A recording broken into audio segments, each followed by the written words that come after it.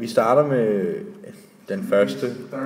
Da sølvionen er positivt ladet, og kloridionen er negativt ladet, og da ionforbindelser ikke har nogen ladning, vil sølvklorid have den kemiske formel AgCl.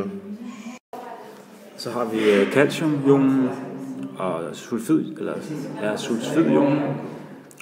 Og da calcium har en ladning på plus 2, og sulfidionen har en på minus 2, så går de 1 til 1, og så hedder hvad får man? Og så derfor er calcium da de ikke har nogen da ioner ikke har nogen ladninger, går det op 1 til 1, og så kommer den til at hedde calciumsulfid. I den næste, der har natriumionen en positiv ladning, og carbonationen har 2 negative ladninger. Og da ionforbindelser ikke har nogen ladning, bliver man nødt til at sætte et total efter Na, da man skal have 2 af dem.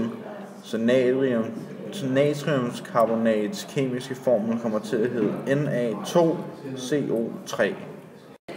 Så har vi den sidste, hvor vi har bariumionen, som har en ladning på plus 2, og nitrationen, som har en ladning på minus.